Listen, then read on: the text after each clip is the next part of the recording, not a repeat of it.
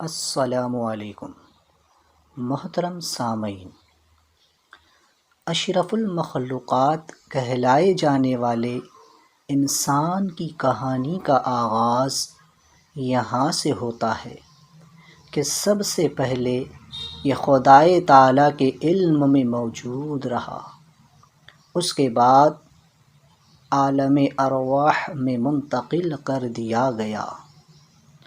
حق تعالیٰ نے جب تک چاہا یہ وہاں ٹھہرا رہا، پھر حضرت آدم نبینا علیہ الصلاۃ والتسلیم کے واسطے اور وسیلے سے ہوتا ہوا عالم اجسام میں اپنے باپ کی پشت میں جا پہنچا۔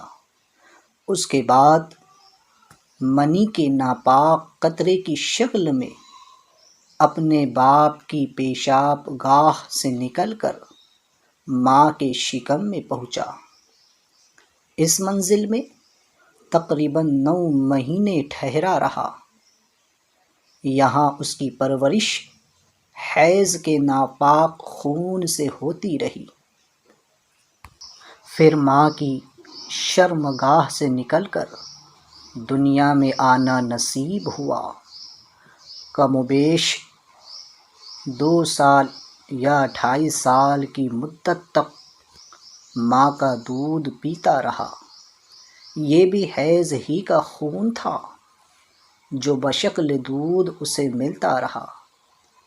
اس مدت کے بعد دیگر چیزیں کھا پی کر اپنے شکم کی آگ بجھاتا رہا۔ بچپن، لڑکپن، جوانی اور بڑھاپے کی منزلیں عبور کرتے ہوئے اس کے شب و روز گزرتے رہے۔ اس درمیان میں اس کی مختلف کیفیتیں رہیں۔ اسی طرح جو بھی چیزیں کھاتا یا پیتا وہ نجاست بن کر اس کے بدن سے نکلتی رہی۔ جتنی لذیذ غذائیں کھاتا اتنا ہی بدبودار نجاست نکلتی۔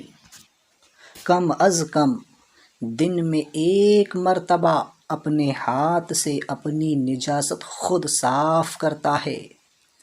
ساری زندگی اپنے پیٹ میں نجاست لیے پھرتا رہا۔ کبھی اس کی آنکھ سے نجس پانی نکلتا، کبھی کان سے میل، تو کبھی ناک سے رطوبت، کبھی منہ سے گندی بدبو آتی تو کبھی بدن سے بدبودار پسینہ نکلتا، کبھی پیشاب، پاخانہ، ریح، خون، پیپ، منی اور حیض و نفاس کے خون کی شکل میں نجس و ناپاک مادے اس کے بدن سے خارج ہوتے رہتے۔ ذرا اس انسان کی بے بسی تو دیکھو کہ اسے ایک مچھر یا مکھی پر بھی قابو حاصل نہیں، جبکہ بڑی بڑی مشینریوں کو قابو میں لا کر اتراتا پھرتا ہے۔ جوانی میں اپنے کس پل یعنی طاقت و قوت پر ناز کرنے والا انسان بڑھاپے میں ایک لکڑی کے سہارے کا محتاج ہو کر رہ جاتا ہے۔ بزدل اتنا کہ خوابوں میں ڈر جاتا ہے، اور دلیر اتنا کہ اپنے رب کے حضور گناہ کرتے ہوئے بھی نہیں شرماتا۔ مغرور اتنا کہ کسی کو خاطر میں نہیں لاتا، اور کمزور اتنا کہ اپنے سائے سے بھی خوف زدہ ہو جاتا ہے۔ حکمراں ایسا کہ پوری دنیا پر حکومت کرتا ہے۔ نافرمان اتنا کہ اللہ و رسول کی اطاعت بھی نہیں کرتا۔ باہمت اتنا کہ پہاڑوں کی جگر میں بھی شگاف یعنی سوراخ کر دیتا ہے، مگر پست ہمت اتنا کہ حالات سے گھبرا کر کبھی خودکشی بھی کر لیتا ہے۔ عقل مند اتنا کہ کائنات کو اپنی مٹھی میں کر رکھا ہے۔ بے وقوف اتنا کہ اپنے آپ کو بھی نہیں جانتا اور نہ پہچانتا ہے۔ حوصلہ مند اتنا کہ ہواؤں کو بھی مسخر کر رکھا ہے، مگر بے لگام اتنا کہ نفسانی خواہشات پر بھی قابو نہیں رکھتا۔ دنیاوی علوم سے اس قدر آشنا کہ اس نے سمندر تک کھنگال ڈالے، لیکن دینی و الہامی علوم سے اس قدر جاہل کہ اپنے بدن میں روح کے مقام تک کو معلوم نہ کر سکا۔ مصروف اتنا کہ دنیاوی کاموں سے فارغ نہیں، مگر سست اور کاہل اتنا کہ عبادات کے لیے بھی وقت نہیں۔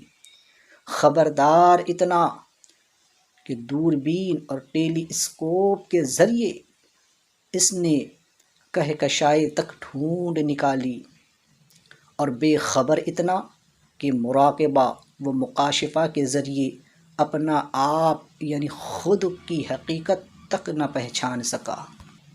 موت کا لقمہ بن جانے کے بعد اس کا دنیاوی قصہ ہی ختم ہو جاتا ہے۔ قبر میں پہنچ کر سب سے پہلے اس کی آنکھ اور شرمگاہ سڑتی ہے، پھر اس کا مکمل بدن گل اور سڑ جاتا ہے، یہاں تک کہ اس سے اس کے حواس پھیر لیے یعنی چھین لیے جاتے ہیں۔ پھر میدان حشر میں بعد حساب و کتاب اپنے ایمان و عمل کے مطابق یا تو جنت مقام ہوگا یا جہنم اس کا ٹھکانہ ہوگا۔